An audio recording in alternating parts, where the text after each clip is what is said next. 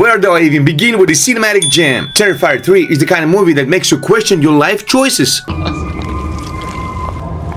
You know guys, societies hit rock bottom when there's a whole genre dedicated to watching innocent people get butchered in the most creative ways possible. Get more! Why does this even exist? When any horror comes out and gets a lot of excited reviews, with people saying it's the scariest movie ever, and there are many news stories about viewers fainting during the movie, such films get definitely a lot of attention. The events of the film happened 5 years after the massacre in Miles County. Sienna Shaw, who managed to defeat Art, spent this time in a rehab center while her brother Jonathan went to college trying to move on. Is everything alright?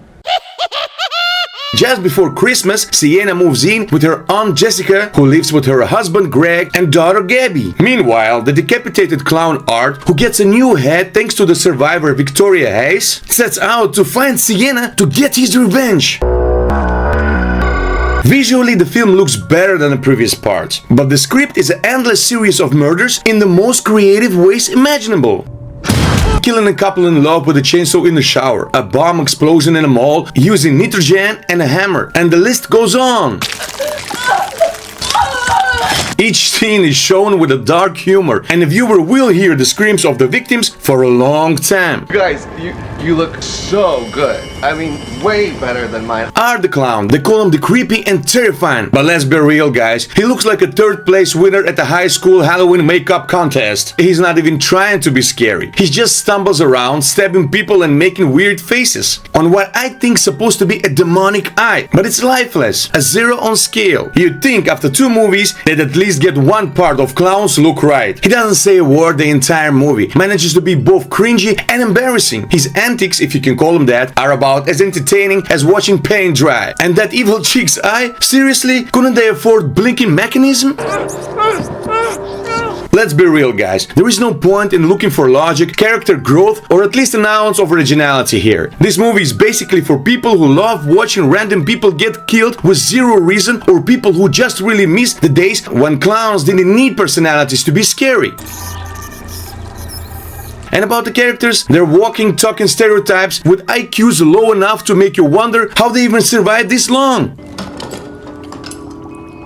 We've got throwaway victims who can't outrun a clown moving at 2 miles per hour, which we're all super pumped to see for the 3rd time in a row.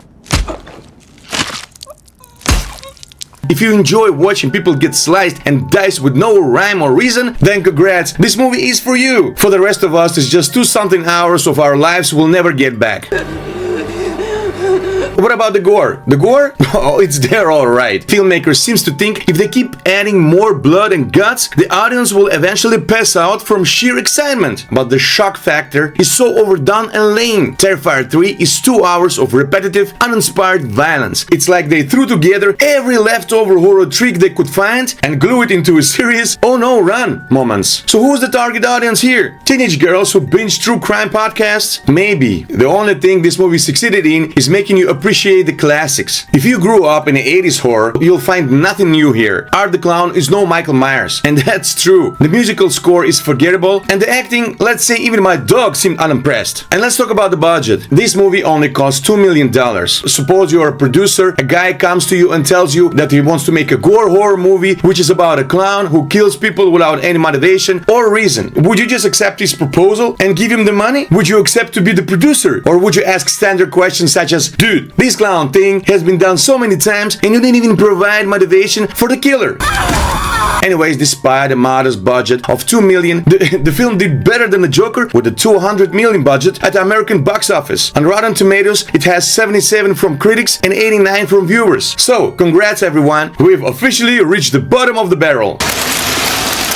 This isn't a horror, it's a sociological phenomenon. Somehow this trilogy has managed to gain a fan base, and I can't for the life of me understand why. Maybe it's all an elaborate troll by the director and fans, who knows?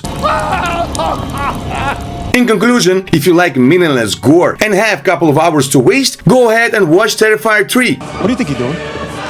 For everyone else, save your time and sanity. This movie is a hard pass. Thanks a lot for watching Beer Popcorn. Like, subscribe, and see you in the next episode.